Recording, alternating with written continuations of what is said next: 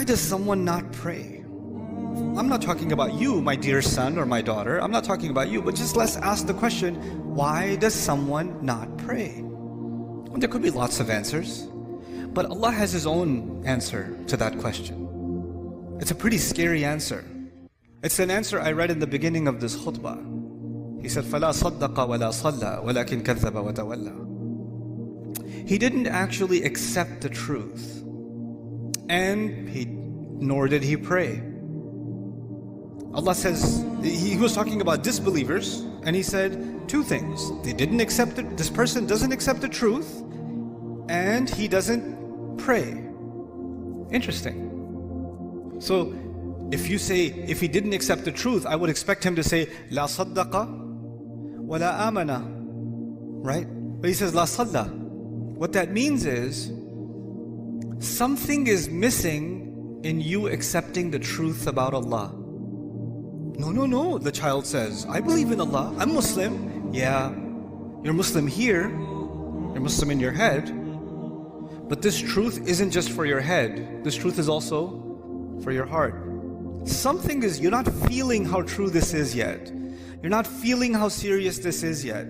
You don't realize what it is. Sometimes you know something, but you don't think about it. It's true. You know something, you don't think about it. And so, because that's missing, that's why it becomes easy for me to miss prayer sometimes and you to miss prayer sometimes. That will happen because our heart becomes a little distracted. And that truth of this deen, the truth of who Allah is, that truth goes in a shelf in the back of our mind and we get distracted and don't think about it. That's what Allah is saying. So, Allah doesn't need you to pray. And even if you prayed because I'm telling you to, what are you going to do? I'm praying for, how are you going to make the intention? I'm praying 4 rak'ah because my dad won't get off my case. Allahu Akbar. Allah even told us, the Prophet told us, actions have no value unless they have the right intentions. إِنَّمَا الْأَعْمَالُ بِالنِّيَّاتِ. Actions have no, so even if you did this action, but your intention was, I'm annoying, that's your intention, then it benefits me in no way and it will benefit you in no way. The only one that can benefit from your actual sincere prayer is you. Now, okay, fine. That's the answer to the question, why would someone not pray? 2 more things to talk to you about. One of them is, what's the purpose of praying? Like, what's the point? Because you might think the purpose of praying is so you don't burn in hell. The purpose of prayer is because if you don't pray, Allah is going to hate you. The purpose of prayer is if you don't pray, you're just going to get punished. Or you won't even be a Muslim anymore. The angels will curse you and all this negative stuff. Allah didn't mention those purposes. The purpose of prayer is not to get away from something negative. The purpose of prayer is to run towards something positive. That's the purpose of prayer. Do you know the difference between the student who's studying so they don't fail and the student who's studying because they love the subject? One student is studying because of something positive. The other student is studying because they're trying to escape something negative. An employee who loves their work and an employee who just doesn't want to get fired. They're doing the same exact job. But one of them is so happy, so filled with joy, and one of them is so depressed and so miserable. Why? Because one of them is doing this to escape something negative, and the other one is doing it to go towards something positive. Allah in the Quran, when He told me about the prayer and why we should pray, what's the point of the prayer? He said, He told Musa alayhi salam this when he met him. He said, أَقِمِ الصَّلَاةَ لِذِكْرِ. Is make sure you maintain the prayer so that you can remember me. Maintain the prayer so you can remember me. I told you already, my relationship with you is very limited. But your relationship with Allah started a long time before you even came in this world. And your relationship will continue with Him a long time after you even leave this world. And that relationship is worth remembering because every good thing that comes to you comes from that relationship. Some good things come because I'm your dad. Some good things, but all the good things that come to you only come to you because of that relationship. So if you want all the positive things to stay in your life, you must remember where all of the khair comes from. all of the ni'mah comes from, all of the rizq comes from, all of the guidance comes from. So Allah says the best way you can remember that is that you remember Allah by prayer. The best way to remember Allah is the prayer. Aqimis salata li dhikri. That's why you should pray. And finally, okay, that's why you should do it. But just because you're doing it for the right reasons, that's not Allah. Allah says that's not enough. There's some benefits too. There's some good things will come your way when you truly remember Allah. When you truly remember Allah the way He wants you to. And the way He wants you to is these prayers. If you can do this, Allah says, Inna salata tanha anil fahsha'i wal munkar. And even in this ayah, wala dhikrullahi akbar. He says prayer has the benefit of stopping you from falling into things that are indecent. Because indecency is all around you, and I, son, cannot stop you from being exposed to it.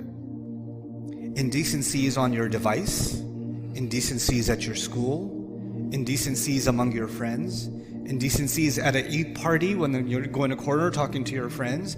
Indecency will be everywhere. And every time you go towards indecency, your heart will get damaged.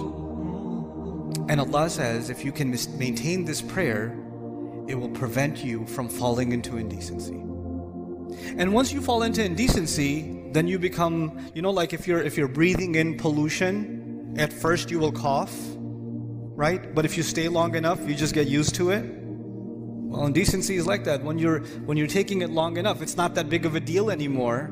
You don't feel like protecting yourself from it anymore because your immune system has gotten corrupt, right? And then you're ready for even more toxic behavior, even worse things, wal munkar, even worse things that you can do. And this prayer will stop you from going down a negative path in your life. That's why you should pray. Now, these are the reasons you should pray, not because I'm telling you to pray. At the end of this whole journey, the decision is entirely yours. Because Allah might take me tomorrow. Allah might take me a year from now. And that relationship you and I have, even if we lived 100 years, we can't live longer than that. There's a time where this is going to end. But that relationship, if you really want to respect and honor that relationship, pray. That would be my advice to you. So this is just a small reminder and I'll come back to the parents now, a small reminder for myself and for all of us parents, that the children we've been given to us so we can control them. The more we try to control them, the more frustrated we become anyway. And the more, I have seen this, especially in families that wanted to preserve the deen of their children, the more they tried to push the religion on their children with control, the more those children rebelled in the strangest ways. Because the thing that Allah wants to give, the opportunity you have with your children is not to make them surrender to your instructions. The opportunity you have with them is to make them think about things that only you can make them think about. Make them love things only you can make them love. Your kid loves basketball because he sees you play basketball. He loves the PlayStation because he sees dad play the PlayStation. You can put a love in your child because of how you are. You can do that. And when you tell your kid, do your homework, your kid is not going to be 40 years old and say, I love homework. But your kid could be 40 years old and say, I love basketball. My dad used to play all the time, loved it. What you love gets transferred over. What you instruct gets rejected. That's your reality. Forget your children. That's your own reality. Some of the things you love about your dad are the things that were passed down by love. And some of the things you hate about your dad are the things that he tried to shove down your throat. That's the reality of everyone sitting here.